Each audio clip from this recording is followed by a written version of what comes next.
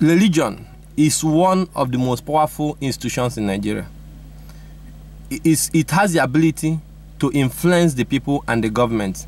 Therefore, it has the ability to stop corruption if they want to. But what the religious institutions in Nigeria have done is that they have exploited corruption to their own benefit.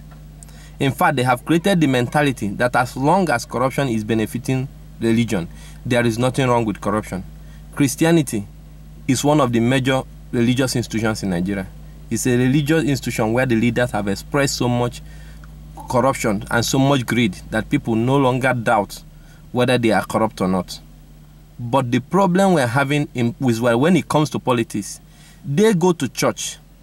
Politicians go to church to receive blessing from these church leaders.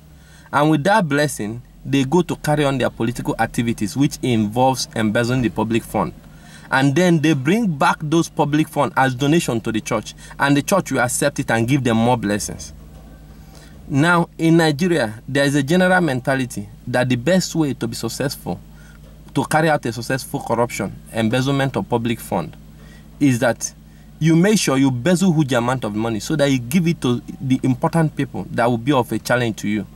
And then once those important people and agencies accept their own share of the stolen money as bribe, they will clear you of your crime. You will go free. So the same way, the politicians have the mentality that while embezzling the money, they have to include the one of the church. Because when they have given a portion of this of stolen money to the church as donation, the church, they feel that God has cleared them of their sins. So they go back and they keep embezzling money without feeling guilty, with impunity. Now, you find out that when the church leaders themselves are given political positions, like say the position of the vice president or commissioner or senator, they play along with other politicians in corruption. They play along with them, they practice corruption with them, they embezzle money with them, they support them when they do all these things. And at the end of the day, they create the mentality that corruption is not really a sin. There is nothing wrong with it as long as it's benefiting the church. And with that mentality, religion being the moral barometer in Nigeria, being the most important and the most influential moral barometer in Nigeria, that attitude of the church helped to create the mentality that corruption is very normal, encourages people to be corrupt.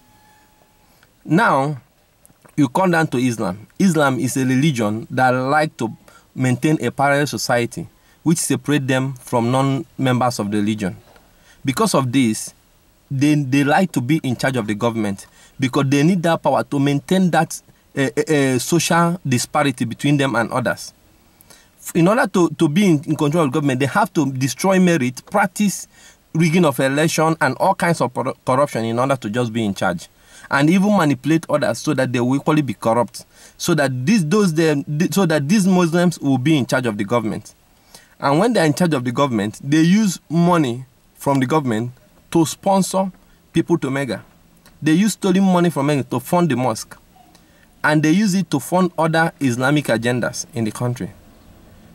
As long as this money and the people, as long as they are in power, they feel there is nothing wrong with whatever corruption the leader is practicing, as long as he's one of their people that is in power. So with this mentality, they keep spreading corruption all over the country. Now we get to the other, the final religion in Nigeria, which is the African traditional religion. Yes, the good part of the African tradition is almost destroyed. What is left is the bad part of it. The bad part of it, this is the part of it that where the politicians go to these traditional religions in order to get power, to help them to carry out crimes as politicians, in order to get power to help them to win an election.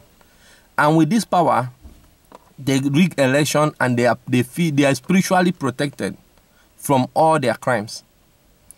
Some go as far as sacrificing human beings in order to acquire political position and to maintain political position.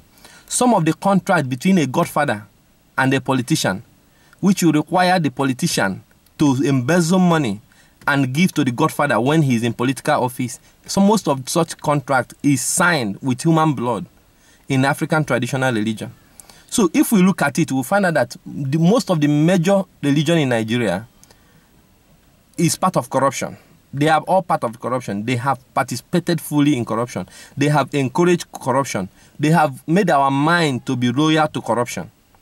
And therefore, in order to be free from corruption, we have to restrict religion. Just like China have done. China is one of the countries that knows the importance of progress. So anything that will be a problem to their progress, they restrict it. One of the things they have resisted is religion. I believe that if we in Nigeria will restrict religion the way Chinese people have done, the Chinese government have done, that our progress will be assured.